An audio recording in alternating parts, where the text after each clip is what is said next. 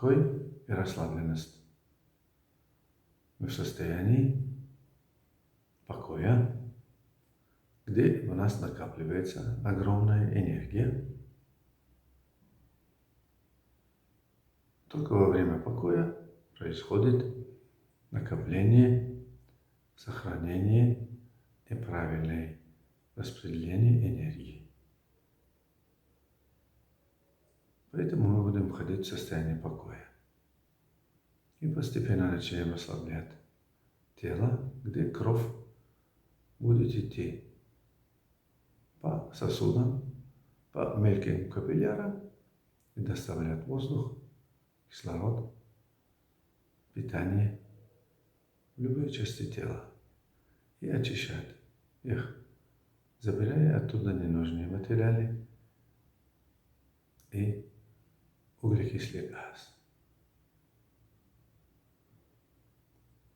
Поэтому мы начинаем свой суккут, медитацию, великую медитацию Суккут и Кабир,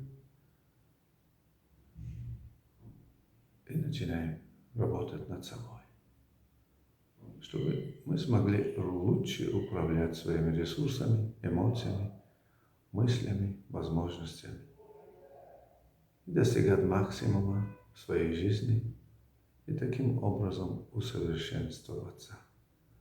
Потому что задача человека в этом и есть – усовершенствоваться, раскрывать в себе тайные механизмы, силы, которые спрятаны и находятся в фазе деактивации. Мы расслаблены, мы чувствуем, что наш мозг начинает забирать лишнюю энергию, которая просто тратится. И мы знаем, что мысли, идущие в нашей голове, и эмоции приводят к тонусу и неосознанному сокращению мышц определенных групп. Поэтому в зависимости от того, что какие мысли, какие у нас эмоции,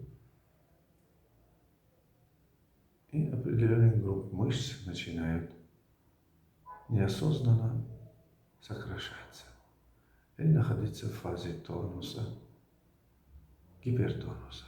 Расслабьте мышцы и головной мозг. Ловите пол напряжения, которое есть в организме. Вот это и неосознанное напряжение приводит к тому, что человек отделяется от природы. Хотя иногда, если человек напрягается, то вся природа в него и помогает ему добиваться той цели, которую хочет. Поэтому, если даже человек напрягается, он должен быть подключенным к энергетику природы. Чрезмерное напряжение, естественно, приводит к тому, что нарушается не только течение энергии, но и крови, лимфы, нервная сила и все необходимое, которое у нас есть. Поэтому мы расслаблены, мы забираем лишнюю энергетику, кровь идет по организму. Мы сегодня работаем с сознанием космоса.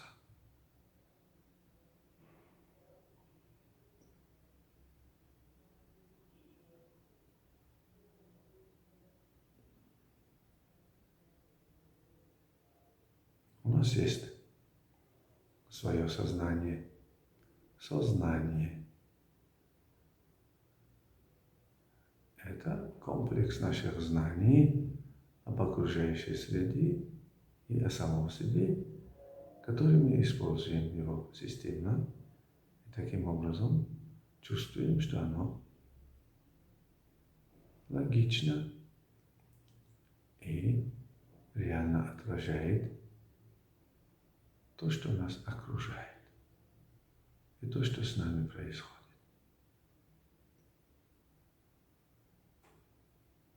Это одна сторона нашего сознания. И с другой стороны, мы должны сегодня осознать вот это сознание. Сознание, которое сейчас находится в центре головы.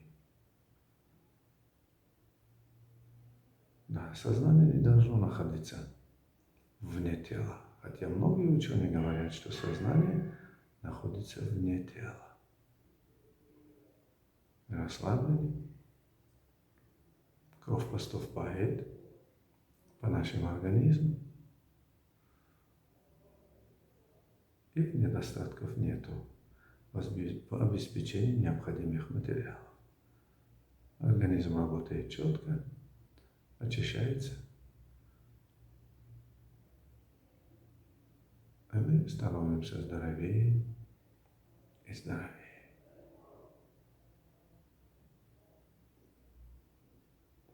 Мы чувствуем гравитацию Земли, где все негативное уходит, и просто у нас так должно быть, потому что то, что входит в наш организм, должно выходить, конечно, в измененном виде, делая определенную работу. Мы пьем воду, и вода таким образом через определенное время выходит из нашего организма. Мы дышим и выдыхаем. Энергия в нас входит от космоса и должна уходить. То же самое с той состоянием, в котором мы находимся. Мы чувствуем, что та энергетика, которая в нас накопилась, в определенное время была использована, она должна уходить. И поступает новая энергетика от Солнца, и оно очищает нас постоянно. Вот этот канал, свободный канал, постоянно должен работать. Свободный канал постоянно у нас работает. Энергетика должна постоянно проходить через наше тело. Поэтому люди, занимающиеся нормальной медитацией, у них не остается отрицательная эмоция.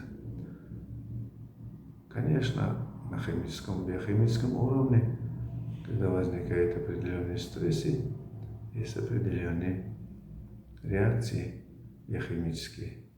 Выделяются гормоны, высвобождается огромное количество ЭТФ для того, чтобы преодолеть этот стресс. Это, конечно, на биохимическом уровне. На энергетическом уровне мы знаем, когда расщепляются атомы, высвобождается определенная энергия, которая используется для каких-то работ и достижения каких-то целей. Поэтому мы чувствуем, что через нас проходит некая энергия, очищает нас. Стрессы бьют по животу, поэтому мы начинаем вправлять чакру живота. Оно связано с поджелудочной железой. Мы его вправляем. У таджиков это называется бардоштанинов, поднятие пупка, где они не физически поднимают, а вот энергетически. Это на уровне чувств, интуитивных чувств, видений таких, которые обычные люди не видят на вольной ауре. Просто мы чувствуем, как мы поднимаем энергетику пупка, где на нас влияет сила времени.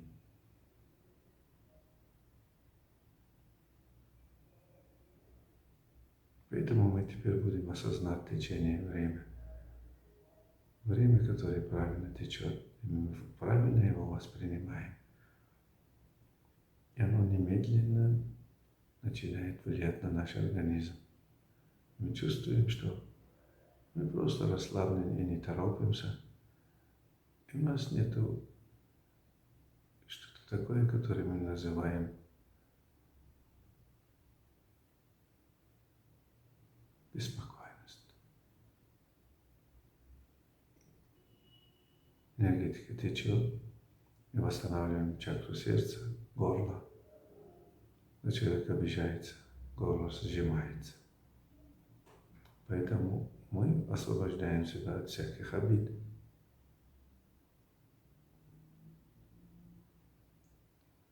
Когда человек много думает, открываются ворота чакра лоба. Поэтому мы его приводим в порядок. Если закрывается, человек перестанет думать. И перестаем думать, или у нас мысли приходят в состояние торможения, буксуют. Поэтому мы открываем чакру лба. Это похоже на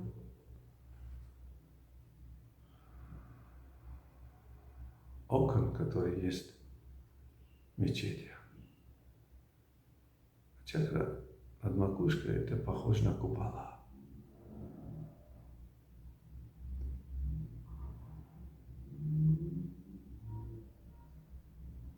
Мы чувствуем, что открываются чакры. Последующим упражнением мы будем работать с чакрами.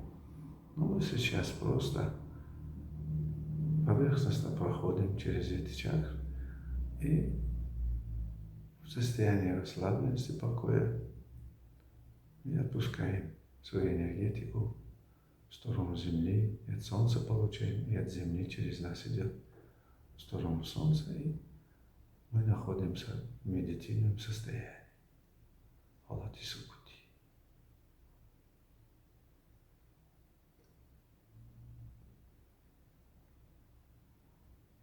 Сознание не находится вне человека. Просто если человек совершает какие-то определенные грехи, нарушение каких-то законов. Законы бывают земными, социальными. Закон есть разума, эмоции, физические законы есть, космические есть и, конечно, духовные. Тогда человек теряет связь с космическим сознанием. Это некое энергетическо-информационная энергия, поток, идущий от сознания космоса в наше сознание. И в нашем головном мозге примерно несколько тысяч нейронов,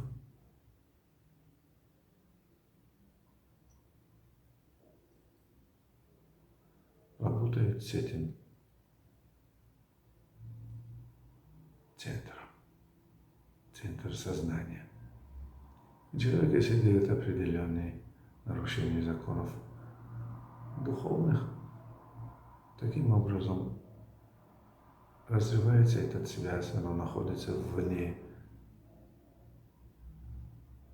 телесное расположение. И поэтому человек чувствует, что его сознание находится вне тела. Многие ученые, материалисты так и говорят. Так как отрицание высших сил — это и есть нарушение духовных законов, поэтому они находятся вне тела.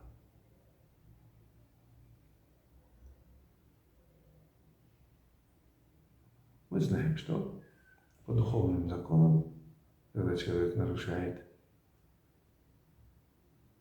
какие-то границы духовного понятия, его вера покидает его и будет ждать его вне тела, пока человек не раскается, пока человек не осознает, что он нарушил. Если это осознает и просит прощения у высших сил, тогда опять вера вернется в его центр головы. И таким образом человек, верующий, имеет свое сознание у себя дома, в головном мозге. Есть места в головном мозге, пространство пустое, возможно, там и есть наше сознание. Но иногда, когда лобную часть мозга удаляют, человек теряет концентрацию сознания, но есть сознание. Поэтому оно так распределено, что мы не можем понятие сознания уместить в трехмерном пространстве. Поэтому в религии связь сознания с космическим сознанием называется вера. На арабском это иман, на таджикском бовари. Поэтому на русском языке есть понятие вера, надежда и любовь.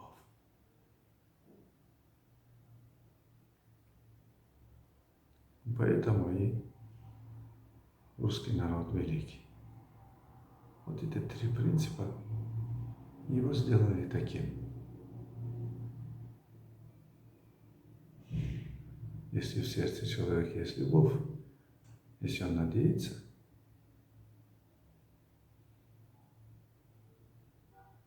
тогда он связан с космическим сознанием.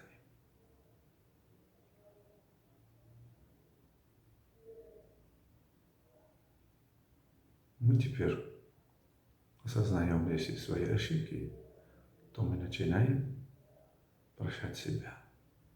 Мы нарушили эти законы, которые не понимали. Мы просим прощения у космического сознания, которое люди называют Богом, на таджикском Худо, на арабском Аллах.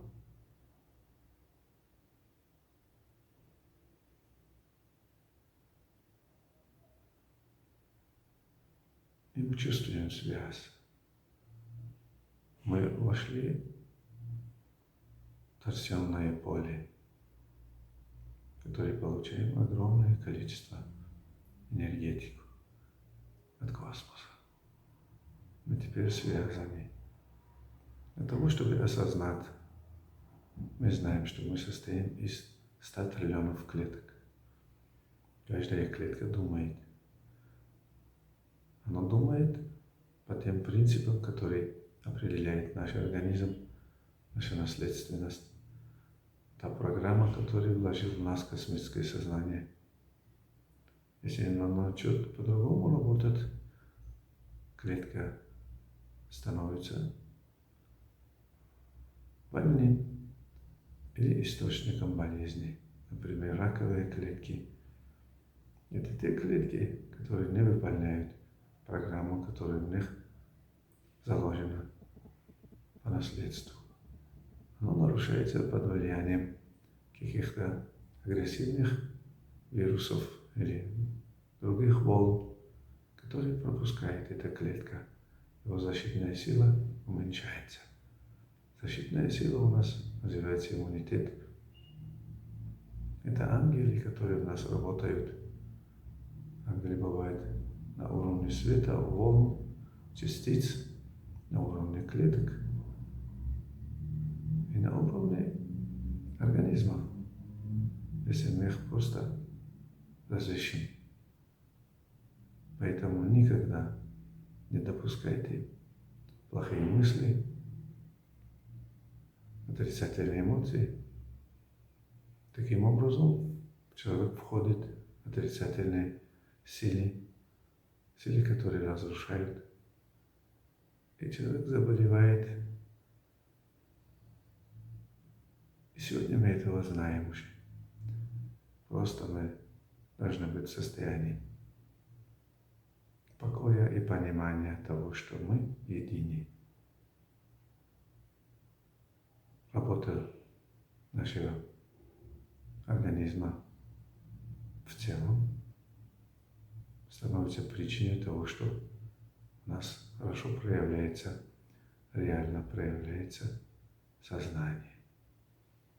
Мы микромир состоим из атомов, а макромир состоит из таких атомов, как Солнечная система.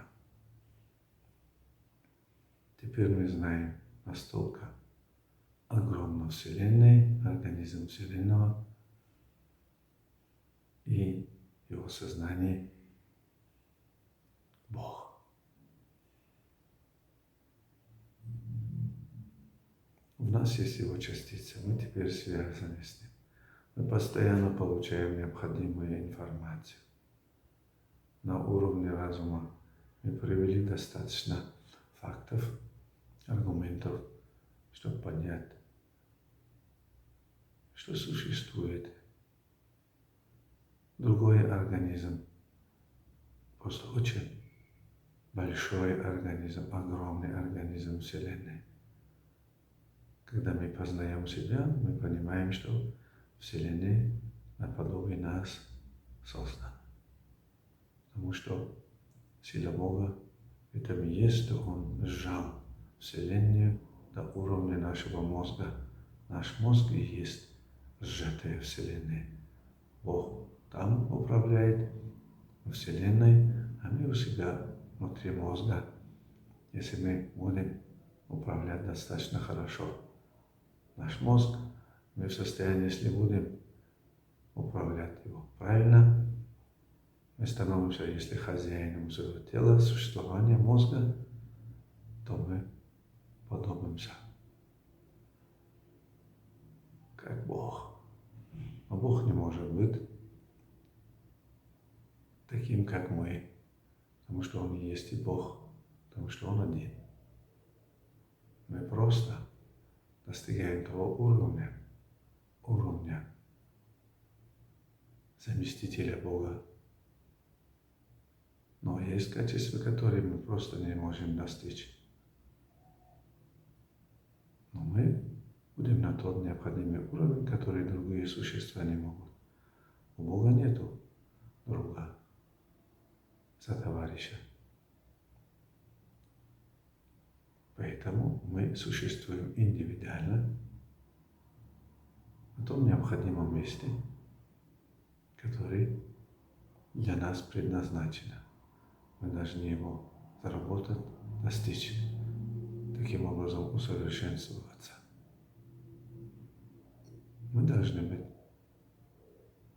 Богом своего организма, а не Вселенной. Тогда мы можем управлять на окружающую среду, на окружающий мир настолько, насколько это нам позволено. Мы знаем, что мы достигли черных дыр, мы знаем, что мы достигли черных дыр внутри нашего организма, это наши атомы, частицы. Мы знаем, что это и есть границы познания миров, которые человеку дано. Но, возможно, кое-что мы можем в антиматерии найти, но мы не можем достаточно.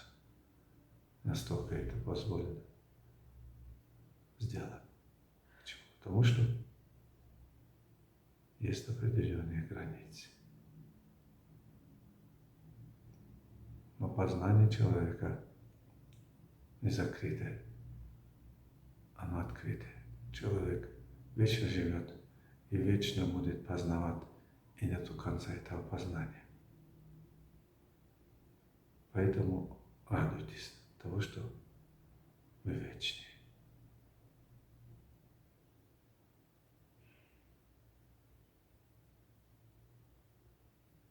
Будьте хозяином своего тела.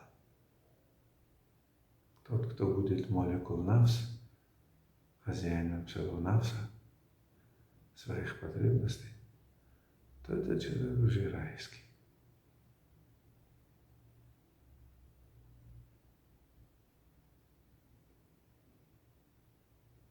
Мансур Халадж, который говорит Аналхак, то есть я и есть истина, он достиг этого уровня.